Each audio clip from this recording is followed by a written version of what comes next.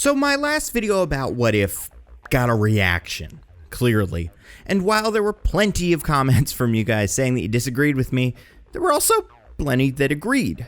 That is not to say like I'm right, just that regardless of how you personally feel about the show, opinions are mixed. And it isn't just a I like the show, I don't like the show kind of thing. There are lots of people who like certain episodes but not others. It's complicated. And in both videos I've made so far about What If, I talk at length about the episodes that I'm not as big a fan of, and I kind of graze over the ones that I do enjoy, mostly because the cons are more complicated than the pros. So the video ends up being largely negative, although my opinions are mixed. And that's not fair to the show. So in this video, I wanted to focus on one episode that I really enjoyed. Episode 7, Party Thor. So I'm going to break down the 3 things that I really enjoyed about Party Thor, which are also the 3 things I believe the series does very well in general. Starting with humor. What If is funny. Not at every moment, but I do believe that when it's working, the series is one of the funniest bits of Marvel content we've seen in a while. And I derided the What If Zombies episode for being too humorous, which I stand by. But that doesn't mean I think the series needs to be completely serious. I just believe the humor needs to match the tone of the story being told. What If Zombies shows the deaths of many of our favorite heroes, and everyone is punctuated by a joke. There's a dissonance that puts a lot of people off. Blam. However, the stakes of the Party Thor episode are considerably more conducive to a comedic atmosphere.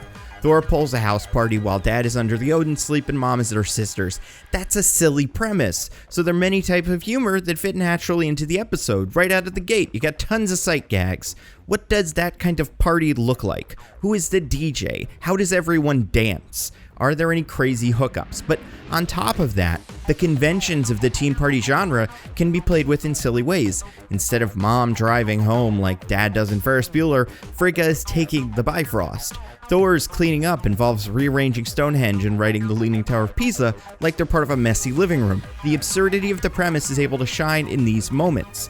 And on top of that, the over-the-top action in this episode is able to borrow stylistically from the gold standard of destructive cartoon rivalries, Wile E. Coyote and the Roadrunner. Shots like Carol entering Earth's atmosphere and seeing the word France feel like they're ripped straight out of Looney Tunes. And the desert setting for the fight smacks of the jagged, abstract backgrounds painted by Maurice Noble for the classic Wile E. Coyote cartoons. And this episode contains some fun situational humor. Like how in a sitcom, like Three's Company, Jack needs to hide his date from Mr. Furley, or he might get evicted, Jane needs to pretend Thor and friends are not sleeping in her hotel room or risk getting in trouble with Maria Hill. And all of these blend with the traditional Marvel style of humor in the episode. Thor is called Spicoli, Whitesnake, Hottie McScotty, Beachbody Ken, Old School Abercrombie Catalog, and Kappa Kappa Frat Freak.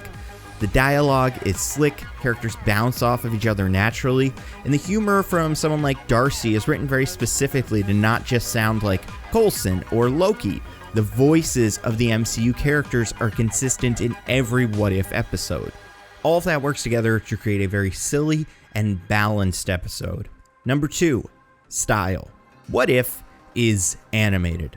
For a bunch of reasons. I'm guessing a big one is that these episodes would be insanely expensive and complicated to produce as imagined. Also, most MCU actors would probably say yes to a day of voice work, and the original MCU actors showing up in What If is a big selling point, when they're good at it. Which I believe Hemsworth and Portman and pretty much everyone in this episode was. But the reason I think What If's animation is an asset is because the episodes that I think really work do so by using animation with style. Take Party Thor.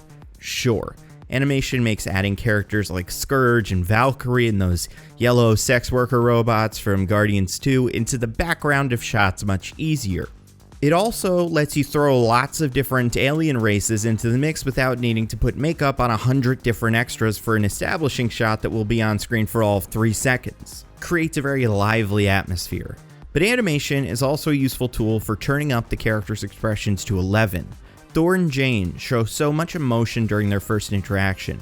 Exaggerated body language, Thor's eyebrows, Jane's eyes. On top of that, animation affords Disney the freedom to create some really spectacular action set pieces.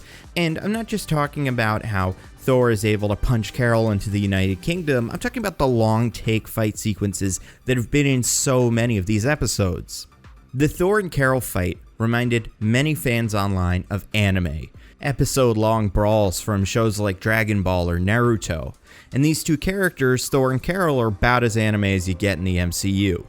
So animating a brilliantly choreographed fight that hits multiple continents is the perfect way to bring that anime energy into the MCU, and this is probably the right time to say, now that Star Wars Visions is released, I would really appreciate some proper MCU anime. Imagine entire fight scenes reimagined by great studios. Anyway, third thing, at the end of the day, these are all going to be pretty disposable. That's the fun of What If. We never need to revisit the universe or its implications, so, if everyone dies, bummer for them, and we move on. But because of that, we could take shots of smaller bits of fan service that may break or at least warp a cinematic universe beyond repair.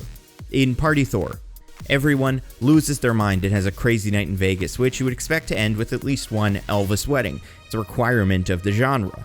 So, this episode makes the silliest pairing of Darcy the Intern and Howard the Duck, which is, among other things, a cheeky reference to the fact that in the 1986 Howard the Duck movie, he nearly hooks up with a human woman. It's terrible, but that's the kind of thing that we don't really have time for in the MCU, at least not yet. But, it's fun to see here.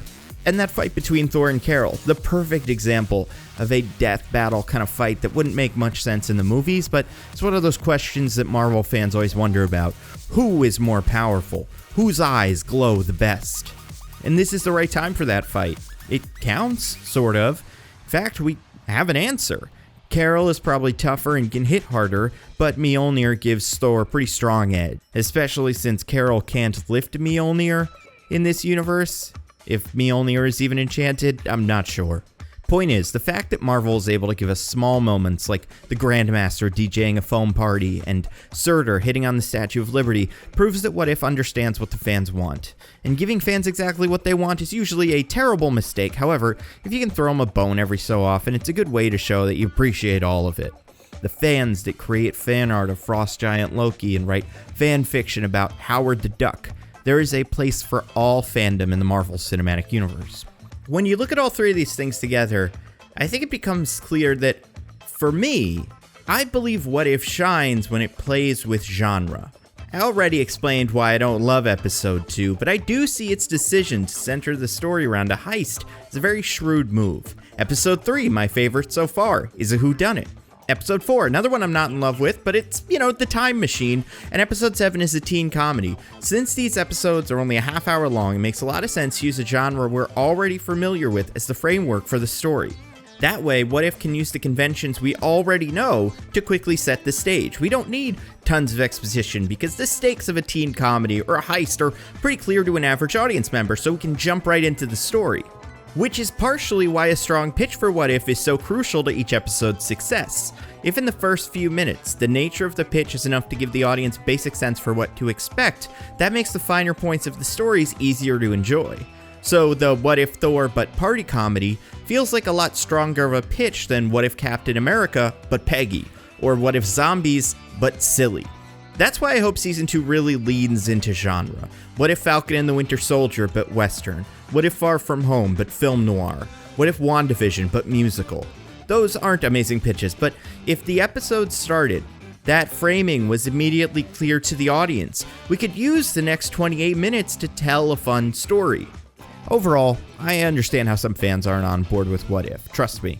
But if every episode manages to develop some tonally consistent humor bolstered by vivid animation with a hint of fan service, I think the future of What If can be bright.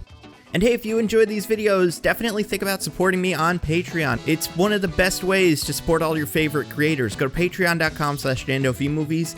For $1 a month, you can see your name on videos, and you can see the videos early, and you can watch monthly whiteboard videos. For $5 a month, you could be part of the group that votes on what the whiteboard videos are, and for $15 a month, you can join the Patreon exclusive book club where every month we vote on and talk about a comic book. This month we're doing Radiant Black. Who knows what we'll do in the future? That could be up to you. Also, because it's something that some other Patreons do, I made a $100 super bonus mega tier. So if you have tons of money and you love the channel, and man, would I appreciate it, but no pressure if you don't.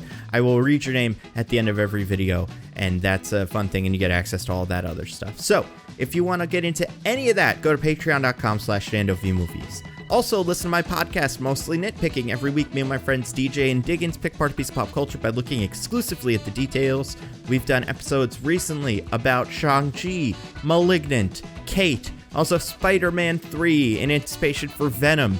We're going to do so many others because we're getting a James Bond, we're getting a Dune, we're getting so many movies coming up. It's going to be a wild end of the year. So you can find us wherever you listen to your podcasts. We are at Nitpicking Pod on Twitter. And again, name of the show is Mostly Nitpicking.